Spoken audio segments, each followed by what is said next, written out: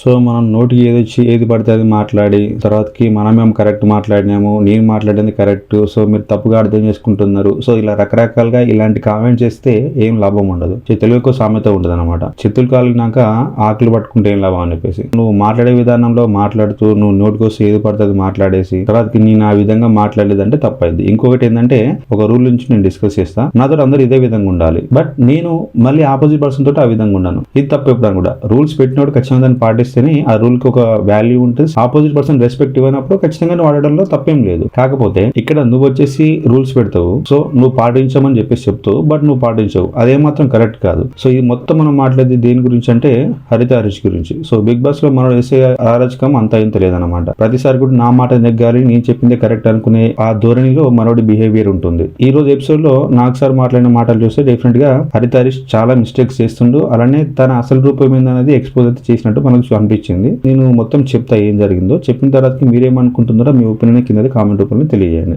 So గుండాంగులని అన్నందుకు హరీష్ ఏం చేసిందంటే ఇమ్మాన్యుయల్ తోటి ఆ విధంగా వార్నింగ్ ఇచ్చిండు, నేను నా నోటికి వచ్చినట్టు మాట్లాడిన తర్వాతకి నువ్వు మళ్ళీ ఫీల్ అవ్వద్దు, అంటే నువ్వు మాట్లాడన్నా అంటే నేను మాట్లాడను, నాకు ఆ ఇంగిత జ్ఞానం ఉంది అది అని చెప్పేసి చెప్పిండు. ఒక మంచి మాటే, ఎందుకంటే పరాయోడు ఏమో చేసింది చెప్పేసి మనం కూడా అదే చేద్దామంటే తప్పదు. కాకపోతే గుండాంకులు అనేది తను అన్న విధానం ఏ విధంగా ఉందంటే ఆ సీరియస్ నోట్లు అయితే కాదు, జస్ట్ ఫన్ జనరేట్ చేసే ప్రయత్నంలో భాగంగా ఆల్రెడీ అంతమంది ఒక టాస్క్ జరిగింది, సో అక్కడి నుంచి అయితే కంటిన్యూ చేసుకుంటూ వచ్చిండు. హరీష్ అన్న తోటి నాకు రిలేషన్ అనేది జనరేట్ అయింది కాబట్టి సో మీ అంత క్లోజ్ అని చెప్పేసి ఆ విధంగా మనోడు ఆ మాట అన్నాడు. బట్ నువ్వు తీసుకోకపోక మళ్ళీ నువ్వు మాట్లాడే విధానం తనకు రియలైజ్ అయిపోయి ఎమ్మటే వచ్చి సారీ చెప్పిండు. సారీ చెప్పిన తర్వాత కూడా నువ్వు దాన్ని అగ్రీడ్ అవ్వకుండా దానిపైన చాలా సేపు డిస్కషన్ పెట్టినావు, నేను 100 మాట్లాడగలుగుతా అని చెప్పేసి.